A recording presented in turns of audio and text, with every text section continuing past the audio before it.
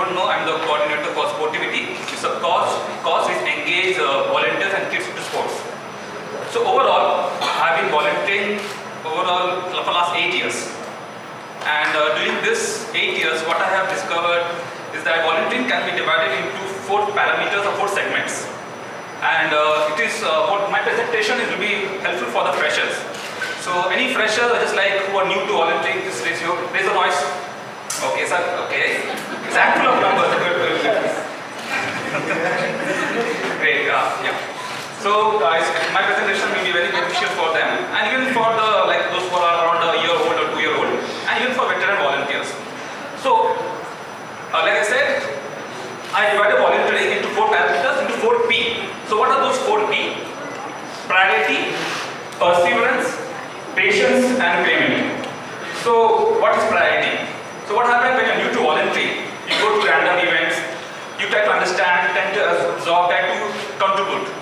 But what will happen if you don't know what your priority, which area interests you, and just go to random volunteering, you will not feel connected with the cause. Sometimes you feel dissatisfied. So eventually what will happen, you may quit volunteering altogether. So it's important to prioritize. Think where your interest areas. Think the cause you feel most connected to. Think the cause you feel motivated to wake up in the morning and go there. So you can prioritize and then contribute. It will be more meaningful because you feel connected with the cause, and so you keep getting motivated to keep coming back to that volunteering cause. So yeah, make passion choose your cause. In my case, I was inclined towards sports. So I told Suren, okay, can we do something in sports? So we started Sportivity on a pilot basis. So around 6 months, we just went to a children's home, played sports with them, tried to understand what their interests are or whether they're responding to this cause. So eventually we got good feedback, and then we launched, after 6 months, we launched Sportivity officially. And then it's been around 2 years, so we have engaged a lot of volunteers and kids in various sports. Sometimes you're not sure what are your priority areas, what are your interest areas. You just come to random events, volunteer, go back. Sometimes you not feel connected. Sometimes I just came, met my friends, went back. So what you can do in that case, adopt the trial and error method. Like I initially started with that. I went to random events, tried to understand, okay, whether I like to feel coming back to this event again, whether I feel connected with this cause. So you can choose, go to random events, go to volunteering, lot of volunteering events, and feel which cause interests you the most, which cause motivates you to keep coming back at it. So second is, here are some tips from Sportivity, where we engage a lot of volunteers and kids in different sports. So next step is perseverance. So volunteering is not a one-time experience, not a one-time event. That you go one time to one elderly event, okay, your job is done.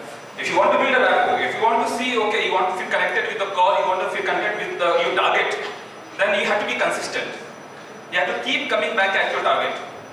So it might take a few weeks, it might take a few months, it might take even a year to build that rapport with the target. The reason is your target and you are new to each other. So when you go and meet a target, you are entering the comfort zone. They will repel.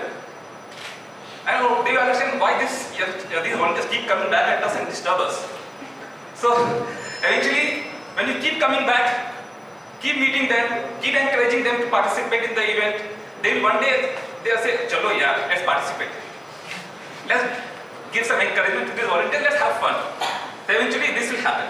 It might take 6 months, 1 year, you never know. So I just want to share my volunteering experience. So we have been training some kids in football for last 1 year.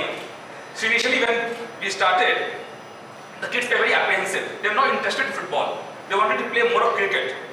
But we said, no, we are going to come and play football with you. We are going to train in that. But the kids, they had no options. So we keep coming back and playing football. After 6 months, the kids started showing interest. And they got so interested, they got playing so well, that one of the kids is knocking at the selection of some higher clubs. It took us eventually around some 8 to 1 year to get that feedback from get that kids interested in volunteering. So it may take a few visits, a few months, a year maybe, to build a rapport with your targets. So yeah, continue with volunteering,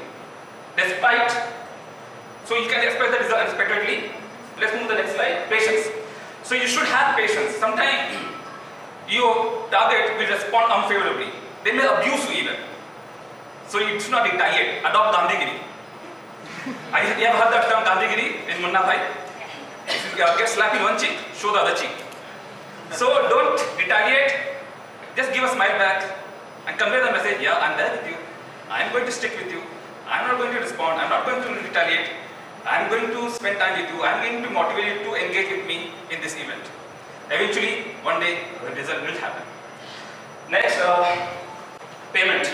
So I think volunteering is such a job which gives the most rewarding compensation. It pays you in $1 million miles, experiences, memories, and then you learn a lot of life skills.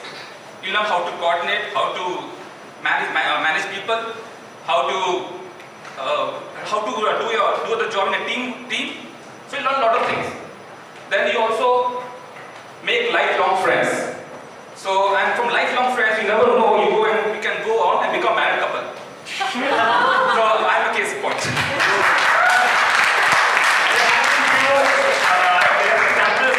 Volunteering as well.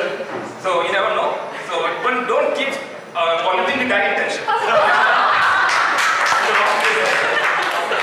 Let the things go on. Okay, I got the drift. Okay, and teachers should be humble and be grateful. So when you go to this event, you see them, they are like so content with life despite all the things they like. So when you come back home, you realize it was nonsense when you were just dreaming about things you don't have. So that teaches you to be grateful for all the gifts you have got in life. So it teaches you to be humble, be grateful, and it leads to a meaningful life, get a purpose in life. So remember the 4 P's: priority, know your interest areas, persevere, be consistent, patience, have patience with yourself and your target, and the payment will follow. Thank you.